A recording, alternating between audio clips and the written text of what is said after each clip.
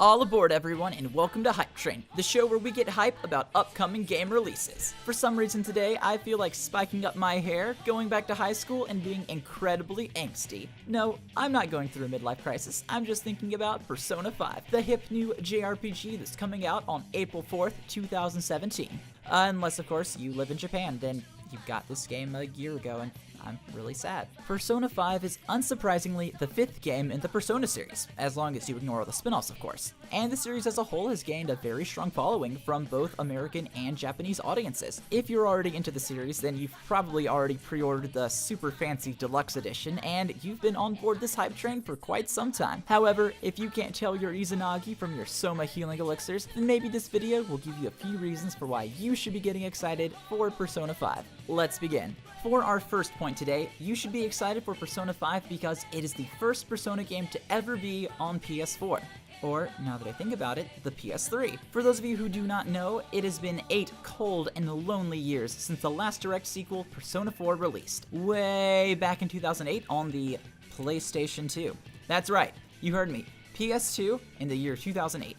Considering the PS3 had already been on the market since 2006, you would have thought that P4 would have made the jump to the next gen, but for whatever reason, while modern games were looking like this,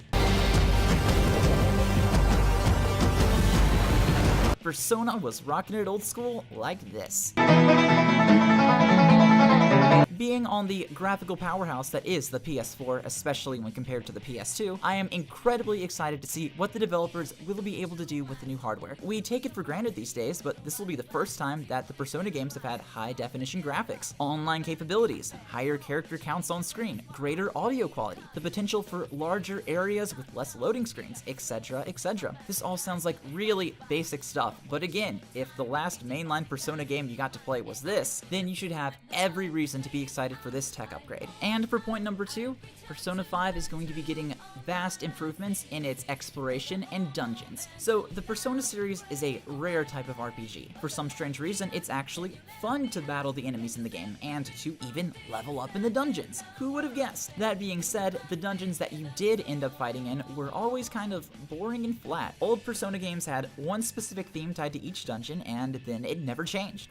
Ever. There also wasn't much variety in how you approached battles. You walk through a random hallway, you fight a few monsters, then you do the exact same thing on the next floor, except there are just a few more twists and turns to make it harder to find where you're going.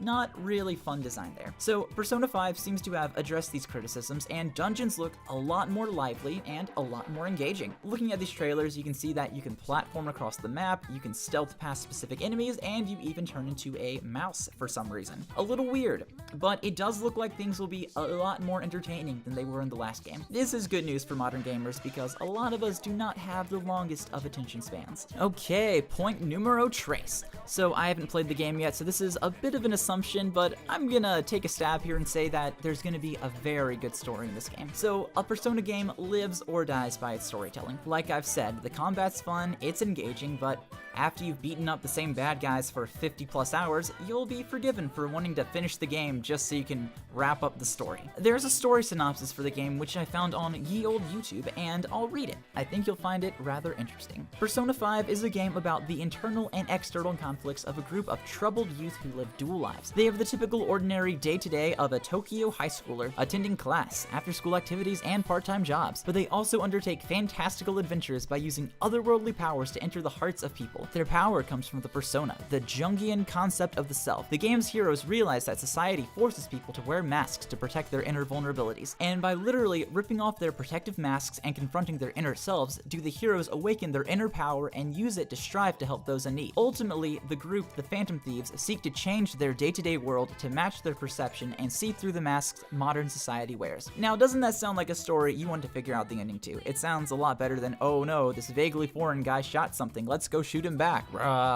That was a Call of Duty joke if you didn't catch it. For point 4, we're taking a look at the protagonist. So a great story almost always has a great heroic lead taking center stage. But what if the pretty boy that we control in the game is actually evil?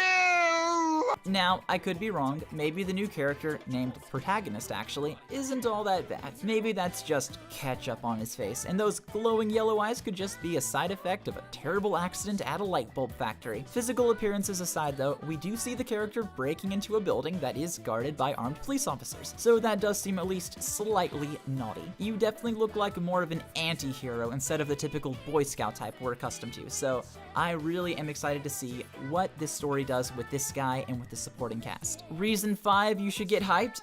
It's hecka fancy. Look at these slick menus. Check out those fancy animations. Yes sir, this game sure is confident, and its bold art style and sense of direction easily set it apart from other games on the market. For example, take a look at a few of these first-person shooter games. Notice how they all sort of blend together. They all rely heavily on grays, browns, and yellows to fill out their color palettes. There's nothing wrong with that, but it does cause all the games to look kinda samey, and when compared to Persona 5, you would never end up mistaking it for something else, regardless of whether you even like Persona games, or even the RPG genre.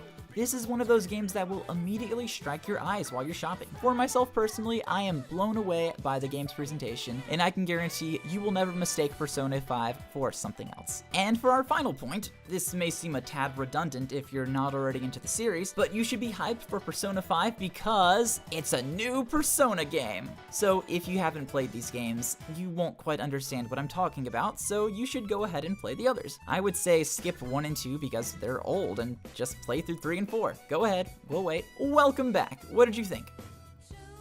Don't worry, your stunned silence tells me all I need to know. You're welcome. In the same way that there are certain assumptions you make when you see a new Mario or Zelda game, a new Persona game carries with it certain expectations. A Persona game, in its essence, includes a strong story, an interesting world to explore, an engaging plot, well-written characters and relationships, awesome combat, a kicking soundtrack, and lots of overly dramatic Japanese cheesiness. If any of those things sound appealing to you, then be sure to keep this game on your radar for whenever it finally decides to release. And that concludes this episode of Hype Train.